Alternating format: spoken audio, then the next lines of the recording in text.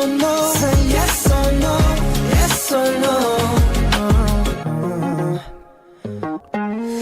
Et la question du jour était la suivante. Croyez-vous au déploiement européen d'un système qui signale les contenus antisémites en ligne? On en parlait hier dans les journaux, ma chère Lise.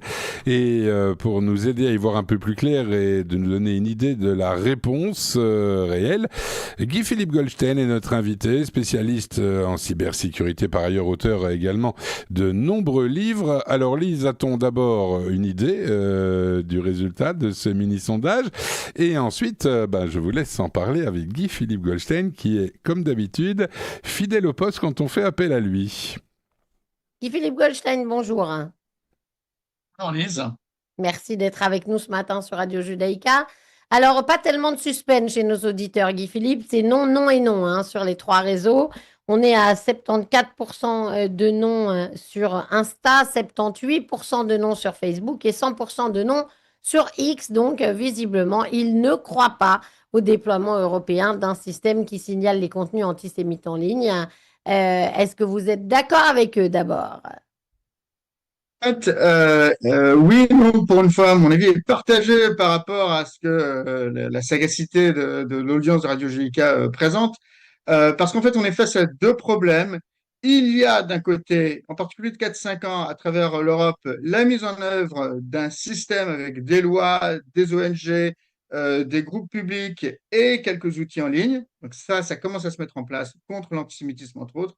Mais à côté de ça, il y a les dérives des grandes plateformes en ligne qui, elles, continuent à déverser beaucoup de haine en ligne. Donc, c'est très compliqué et je comprends le scepticisme de l'audience de Radio Judaïka. Alors, ce qui est vrai aussi, c'est que, donc, on en parlait. Pourquoi? Parce qu'il y avait ce logiciel ou cette plateforme développée par la Hongrie que Benjamin Netanyahou a salué et dont le gouvernement allemand et l'Autriche se servent également. Est-ce que finalement c'est un bon système ou pas tant que ça, Guy-Philippe Goldstein? Alors, sur le papier, c'est un outil qui est utile, qui vient d'une organisation, le TEV, d'ailleurs, qui est co-dirigé par le patron du mouvement Chabad en Hongrie, qui est une organisation qui, sur tout ce qui est le reporting des incidents antisémites, est sérieux, avec un travail qui a été reconnu, par exemple sur l'analyse d'incidents antisémites sur plus de, et de l'état de l'antisémitisme dans plus de 16 pays. Donc, les travaux de cette organisation sont reconnus comme sérieux. Néanmoins, parce que malheureusement, on est en Hongrie, qui n'est pas un pays qui a une démocratie parfaite, ils s'inscrivent aussi dans une utilisation parfois un petit peu dangereuse et délicate de la lutte contre l'antisémitisme. Juste pour le dire, parce que cette organisation TEV est très soutenue en fait par le gouvernement hongrois lui-même, par le gouvernement de Viktor Orban, qui par le passé a quand même joué d'un antisémitisme assez débridé, en particulier sur la figure de George Soros, qui a été utilisé un petit peu comme la figure, en plus d'un ancien juif hongrois qui a fait toute sa fortune dans la cité de Londres, donc avec cette puissance invisible de l'argent qui contrôle un petit peu le pays, qui a été très mise en avant d'ailleurs dans plusieurs campagnes politiques de Viktor Orban. Donc, il y a quand même là une forme d'ambiguïté assez délicate qu'il faut souligner, avec aussi une part, je dois le dire, d'instrumentalisation de la lutte contre l'antisémitisme, où d'un côté on se montre, et c'est très bien, comme un soutien indéfectible à Israël, et il faut le souligner, parce qu'il n'y en a pas tant que ça finalement en Europe, mais d'un autre côté, sur la scène interne, on continue à parler de tropes antisémites, et d'ailleurs, d'une certaine façon, on se défaut de dire, mais non, on n'est pas antisémite, puisque on se bat contre Israël. Donc là, il y a quelque chose, je dois le dire, et je dois dire en tant qu'analyste, mais je dois le dire aussi en tant que citoyen français et juif, de quelque chose d'assez détestable où on utilise en fait eh bien la communauté juive comme un paravent, et on utilise en fait la défense d'Israël pour continuer à propager des éléments antisémites. Donc je le dis parce qu'il y a ce fond-là, et il faut être réaliste, en particulier on est sur Radio JDK, donc tous les membres et tous les citoyens européens et juifs doivent être réalistes et lucides par rapport à l'utilisation de la lutte contre l'antisémitisme. Bon. Ceci étant posé, c'est un outil qui semble être utile. Et je n'ai pas vu à date de rapport sur son efficacité, mais tous les outils, évidemment, qui permettent le signalement sont utiles. Ce qu'il faut aussi signaler, ce que je disais un petit peu en introduction, c'est qu'il y a déjà, depuis 4-5 ans en réalité, parfois un peu plus anciennement, comment dire, un système qui s'est mis en place dans beaucoup de grands pays occidentaux. On peut parler de l'Allemagne, par exemple, où il y a à la fois des lois qui protègent contre l'antisémitisme, il y a des réseaux d'ONG pour faire du signalement et il y a du traitement judiciaire de ça. Et en France, c'est un sujet qu'on peut connaître un petit peu mieux lorsqu'on est français, lorsqu'on parle depuis Paris, ben, là aussi en particulier, depuis la fin des années 2010, depuis 2020, il y a la mise en place d'une forme de système avec une plateforme de signalement du contenu antisémite et de la haine en ligne dont on peut reparler, que vos auditeurs, s'ils sont en France, eh bien, peuvent utiliser, qui s'appelle Pharos, qui est absolument essentiel.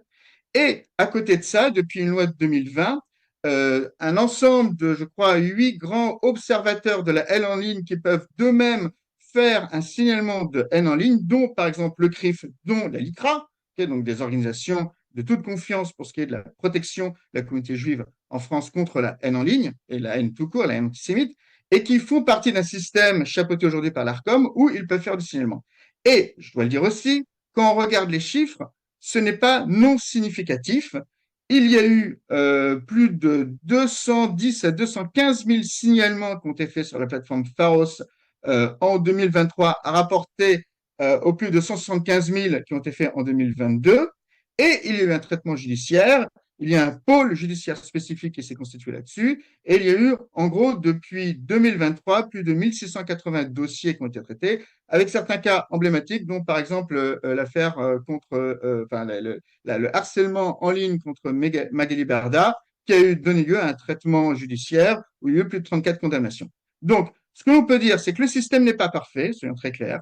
Tous les outils, en particulier des outils de reconnaissance plus rapide qui utiliseraient l'intelligence artificielle, par exemple, sont les bienvenus et sont demandés d'ailleurs par certaines de ces ONG qui participent à ce système chapeauté par l'ARCOM.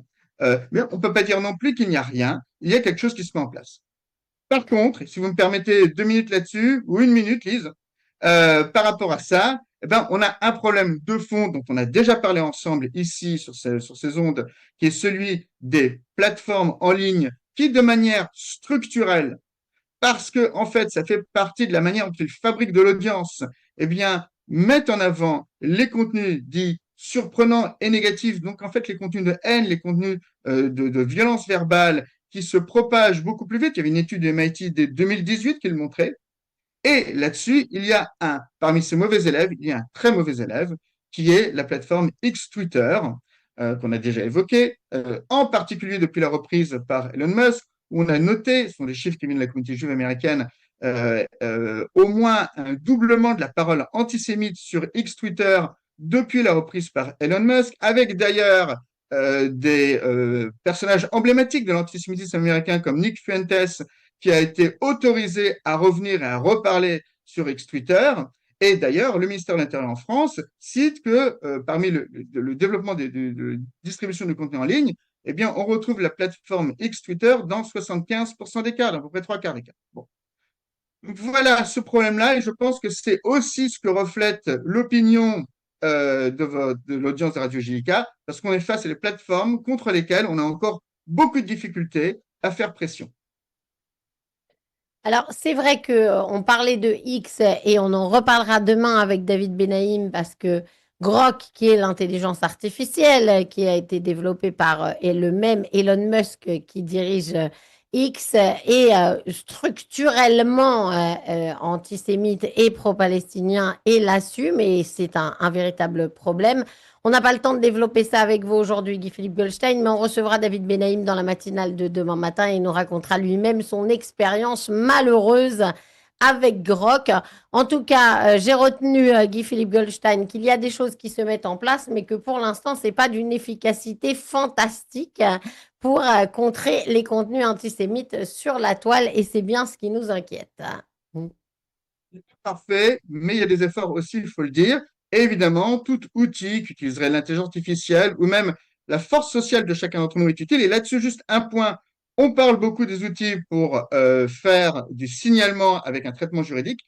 Il y a aussi des outils pour apporter un soutien psychologique à ceux qui sont victimes de cyberharcèlement. Et je voudrais saluer ici une plateforme qui s'appelle Je suis là, qui a été mise en place d'ailleurs par une des directrices de la DILCRA, qui est Chéni Ben Walid, et qui aide à apporter un soutien psychologique à toute personne qui a été victime de harcèlement, dont l'antisémitisme, ce qui est tout aussi important pour que la parole, notre parole, puisse se maintenir et se poursuivre en ligne. Merci Guy-Philippe Goldstein, spécialiste de cybersécurité, auteur entre autres de Cyberpuissance et cyberdéfense au XXIe siècle. Merci d'avoir été avec nous. Bonne journée, à très vite.